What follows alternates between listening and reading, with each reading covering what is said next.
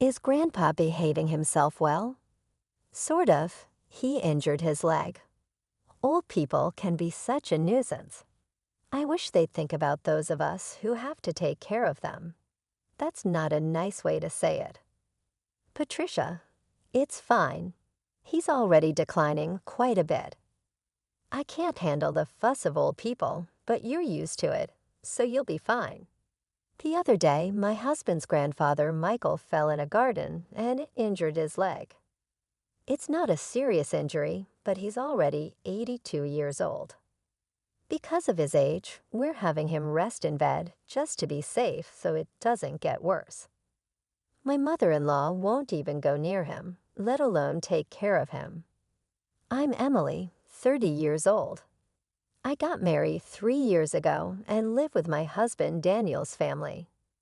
My husband was my boss at the company where I worked, a company founded by his grandfather. When I joined 8 years ago, my father-in-law was already the president, and my grandfather-in-law was the chairman. But back then, the grandfather was still handling all the important tasks and responsibilities of the company. 2 years ago, when Grandpa turned 80, he remained chairman but handed over most of the public duties to my father-in-law. Michael, you've worked hard all this time. Now leave the company matters to Christopher and take it easy, my mother-in-law said with a smile, but her words sounded sarcastic to me. Grandfather-in-law is a bit stubborn, but a fair and kind person with a good reputation. In contrast, my father-in-law seemed somewhat immature, never expressing his opinions clearly and utterly unreliable compared to Grandpa. And he always does whatever my mother-in-law says. My grandmother-in-law has already passed away, and I never met her. My husband and I started dating when we worked together on the same product planning team. 3 years after I joined the company, my husband, energetically leading the team, seemed reliable to me, though a bit self-righteous. Maybe I felt that way because I lost my father early and grew up with just my mother. My mother also passed away from illness 2 years ago, and now I have no family other than my in-laws. Shortly after I got married, my mother fell ill and needed care, so I quit my job to take care of her. The fact that my husband's family didn't object was probably due to a single comment from Grandpa. It's only natural to take care of the mother who raised you alone. Don't worry and take good care of her. Thanks to that, I was able to be by my mother's side every day for a year without financial worries until she passed away. My mother-in-law seemed a bit dissatisfied, but I was truly grateful. However, since Grandpa handed over the company to my father-in-law, everyone's attitudes towards him have gradually changed. No one here listens to his opinions as much, and I can't shake the feeling that they're treating him carelessly. At first, I thought it was just my imagination, but watching my mother-in-law and husband's behavior, I can't help but feel that way. My father-in-law's attitude is non-committal, but it feels like he's ignoring Grandpa as if he's no longer needed since he's practically retired. Watching my in-laws' behavior, I feel somewhat angry. Hey, don't you think your attitude, Patricia, and yours too, is a bit cold towards Grandpa? So what's the big deal? Grandpa tries to talk to you, and you barely respond. You don't even try to help them. Like I have time to deal with old people. You can take care of Grandpa. You're the one with the free time. You don't have to talk like that. Quiet. I'm tired from work. Don't nag me about unnecessary things. This is how it goes. No matter, they won't listen to me. My grandfather-in-law doesn't say anything to his family about this. Now I'm the only one who talks to my grandfather-in-law at home. Grandpa, the weather is nice today. Shall we go for a little walk outside? Your leg seems to be healing well, and I think it will be good rehabilitation. Thank you. Let's go out for a bit. The two of us went to the park where there were several families with children playing around. My grandfather-in-law looked at this scene with joy. Christopher and Daniel enjoy times like that too. I was busy with work and couldn't take care of the children much. Maybe that's why I couldn't raise Christopher and Daniel properly. My grandfather-in-law said with a slightly sad face, almost like he was talking to himself. I think about how everyone can be kinder to my grandfather-in-law, but I can't come up with a good idea. But then my in-law suggested building a house for my grandfather-in-law. This house is over 50 years old, right? The layout is bad. It's hard to use. But instead of spending money on repairs, it would be better to build a new house in a more convenient location. A new house. Michael is getting older, and it's good that he only got injured last time, but we never know what will happen. So let's make the house barrier-free so we won't have trouble if care is needed. I see. We can even put Michael's room in the middle so everyone can take care of him easily. Yeah, that's not a bad idea. Right, so it's settled then. And Michael, at the cost if it's a house for all of us, I'll take care of it. Talk to Mr. Jones about the money. Typical Michael. Thank you. We appreciate it. My mother-in-law smiled happily. It seems to me that they only flatter him when they want money. But if everyone takes care of my grandfather-in-law after moving to the new house, I thought there could be nothing better. Mr. Jones is the company's in-house counsel and also manages my grandfather-in-law's personal assets. My grandfather-in-law liked his character and made him in-house counsel, and it's been nearly 30 years. He is 58 now, and a person my grandfather-in-law trusts the most. I've met him several times, and he seems to be a very honest person. He always cares about my grandfather-in-law's health, and sometimes I think he's more like a son than his real sons. Having such people around my grandfather-in-law makes me feel a little relieved. I wasn't informed about the details of the house being built, but my mother-in-law seemed very cheerful, and the three of them were looking at interior design magazines, and discussing various things seemed to be going smoothly. Then something unexpected happened. It was revealed that my grandfather-in-law had a debt of $1,820. Wait, what's this about $1,820,000? I exclaimed. My grandfather-in-law had become a co-signer for a loan for a friend's company, but that company was in trouble, and the debt had become my grandfather-in-law's responsibility. Wait, they're not going to take the house. It's under construction, are they? Since the contract has already been completed, and as Patricia said, it's in the president's name, so it's fine. My mother-in-law seemed relieved at those words. Oh, thank goodness. I'm glad we did it my way, listening to that conversation. I learned for the first time that the house was in my father-in-law's name, even though my grandfather-in-law had paid for it. Putting it in my father-in-law's name seemed just like something my mother-in-law would do. I also wondered why they didn't think of giving up the house to help repay the debt. Hey, this debt is Michael's fault and has nothing to do with us or the company, right? Well, it was signed in Michael's name. All good then, there's no problem. I couldn't understand what was good about it, but since my grandfather-in-law didn't say anything during that conversation, I didn't intervene either. After all, it's not an amount I could handle. A few days later, my grandfather-in-law's behavior began to change gradually. Grandpa, what would you like to eat for lunch? Who are you calling Grandpa? I'm only 50. You have no right to call me that. Sorry, Emily, right. I was lost in thought. At first, I thought he was just deep in thought, and when it happened repeatedly, I began to feel uneasy. Patricia, what are you doing? Where's my meal, Grandpa? I'm Emily. Patricia is your daughter-in-law. You ate your meal earlier, didn't you? Are you trying to starve me?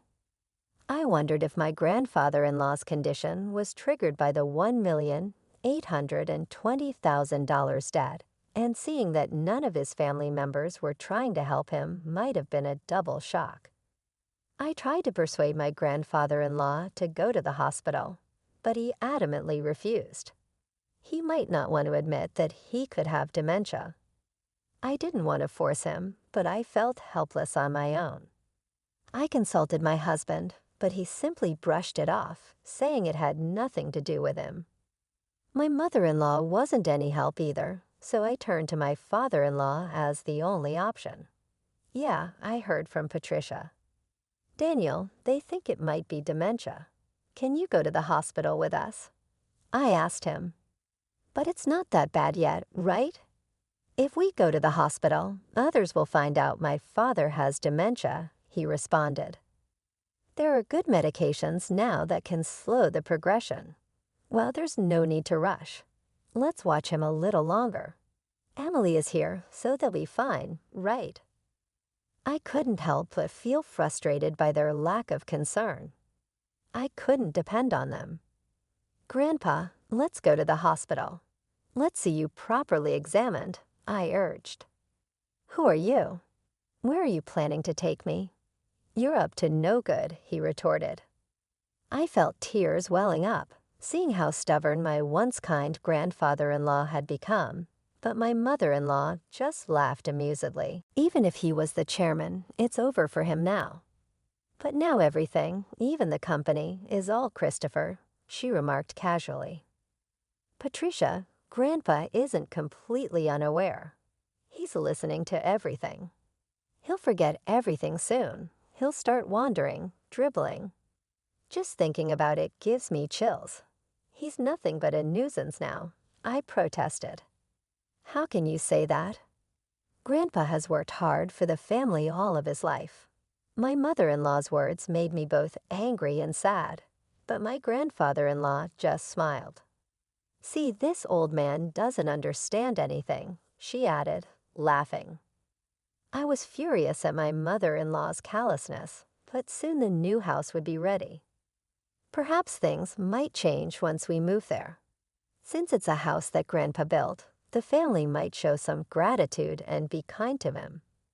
I couldn't completely abandon that faint hope. And 2 months later, the house was finally built. For days, I had been compelled to pack my in-laws' and husband's belongings, while my father-in-law's and my own items remained mostly untouched. Even when I attempted to organize my things, my in-laws and husband kept assigning me tasks, preventing any progress. However, I reasoned it would be okay to relocate the smaller items later, since this house wasn't disappearing on moving day. After transferring most of the belongings, I went to call my father-in-law, but my husband intercepted me. Ah, you and Grandpa can stay here, he announced. What? You can stay in his house? We don't need any extra baggage in the new house. In other words, you and Grandpa will live here from now on, and I'll give you Grandpa's debt too. Well, you can at least be a housekeeper. Hey, let's go. Yeah, I'm coming. Good luck with all the debt repayment and live-in care. My in-laws cheerfully departed, leaving me stunned.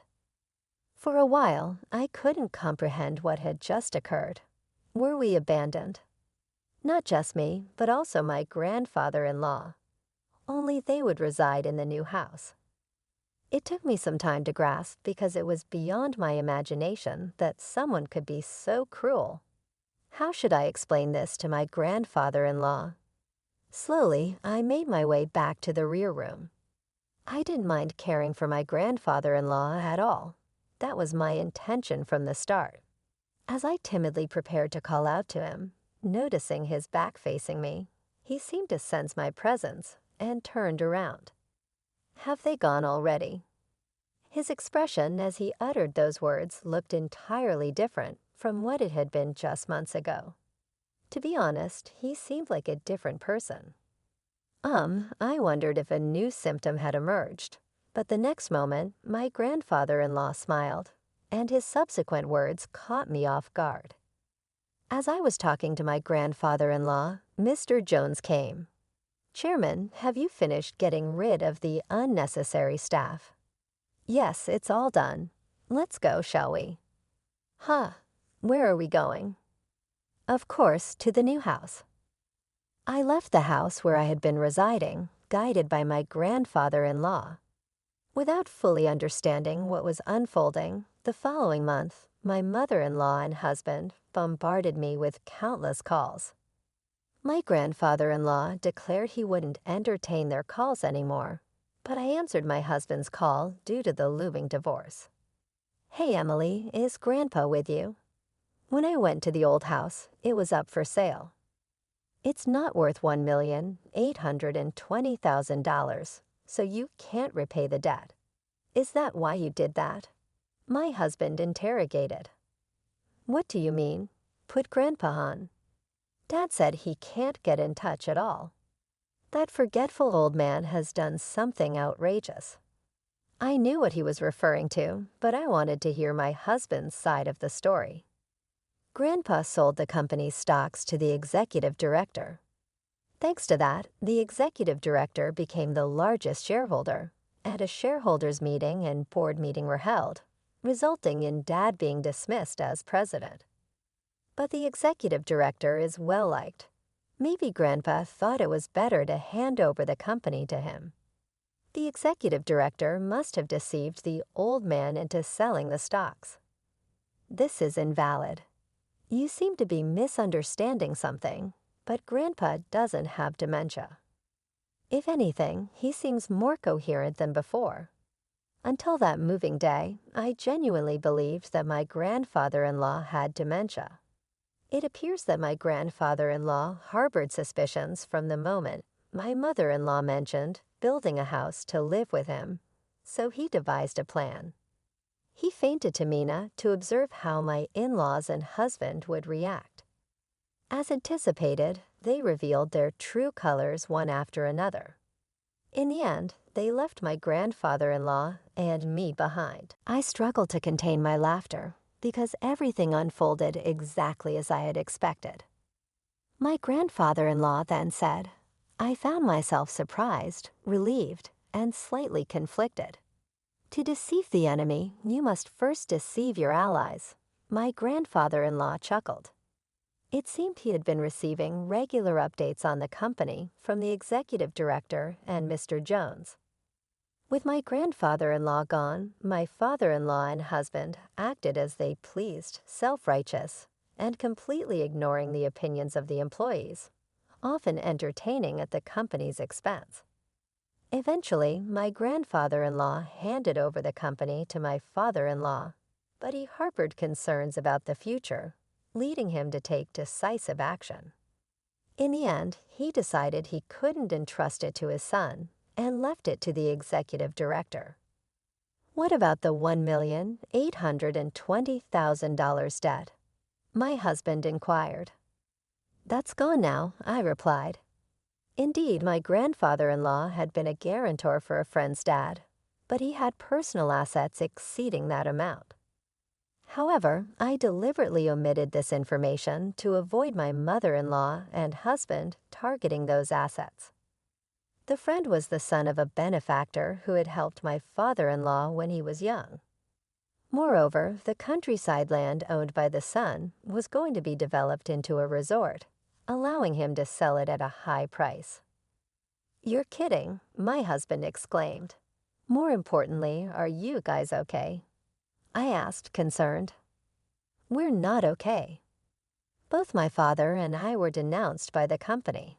What should we do now?" My husband lamented. "What?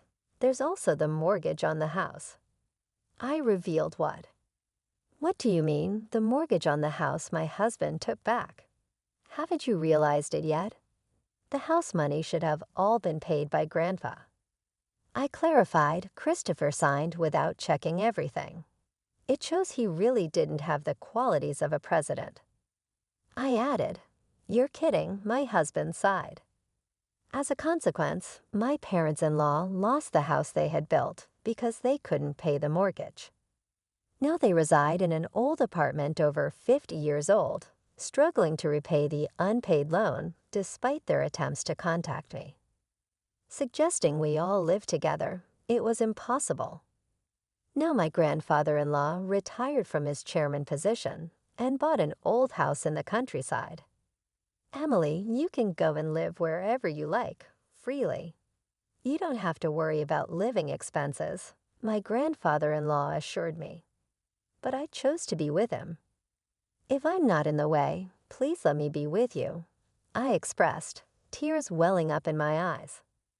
My grandfather-in-law's eyes welled up too. Thanks to Mr. Jones, the divorce was finalized and procedures were taken to exclude my former father-in-law and former husband from inheritance. I became my grandfather-in-law's adopted daughter. If anything happens to him, I intend to take care of him until the end. Now the two of us enjoy working in the fields together. Dad, look at this radish, it's big, I exclaimed as warm moments flowed in the pouring sunlight. I wish for these days to continue, even just one day longer.